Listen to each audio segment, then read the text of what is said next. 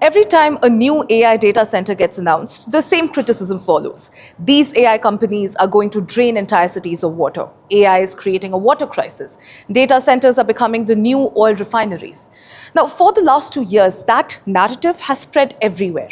But at Microsoft Build 2026, Satya Nadella made a claim that could completely change that conversation. According to Microsoft, its next generation AI data centers can operate with effectively zero water consumption for cooling, and the annual water usage roughly equivalent to a single restaurant. If true, that changes one of the biggest debates surrounding AI infrastructure. Now, most people think that the biggest challenge in AI is building smarter models. Quite honestly, it's not. The biggest challenge is getting permission to build the infrastructure behind them. Now, before GPT can answer a question, before Claude can write a code, or before Copilot can automate a workflow, a data center has to exist somewhere. And local communities have started pushing back. Questions about electricity, questions about land, questions about water, questions about whether AI infrastructure benefits local residents at all. Satya Nadella addressed exactly this issue during Microsoft's Build keynote. He said, the most important design criteria isn't the technology. It is earning permission from the communities where Microsoft builds its data centers. Traditional data centers consume significant amounts of water. Cooling thousands of servers generates enormous heat.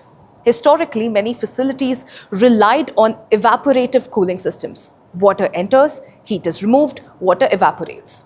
And more water is continuously required. And it's a loop, ladies and gentlemen.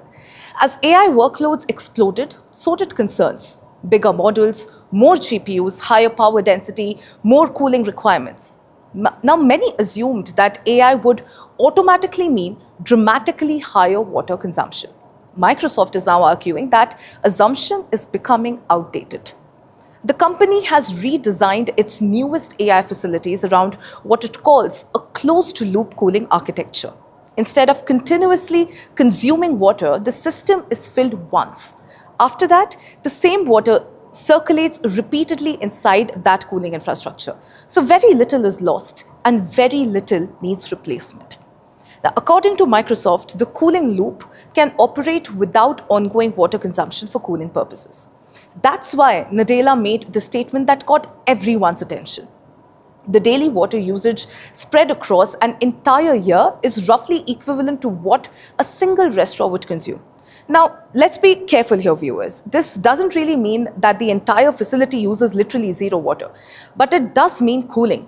Historically, the biggest source of water consumption is being dramatically reduced.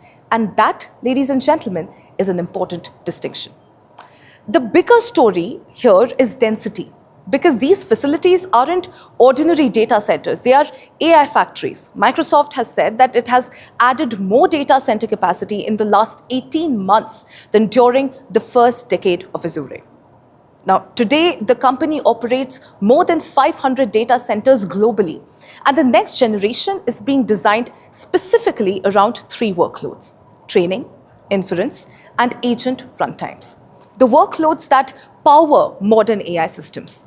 Nadella highlighted Microsoft's AI infrastructure projects spanning regions like Georgia and Wisconsin. These facilities were designed alongside NVIDIA from the ground up. 2 stories architecture, massive GPU clusters, ultra-low latency networking, new approaches to power delivery, and cooling systems built specifically for AI. Because the future challenge is running millions of AI agents simultaneously. Every enterprise workflow, every copilot, every autonomous process, every AI assistant, all of them require infrastructure. Now, for years, AI critics argued that scaling AI would inevitably create unsustainable resource consumption.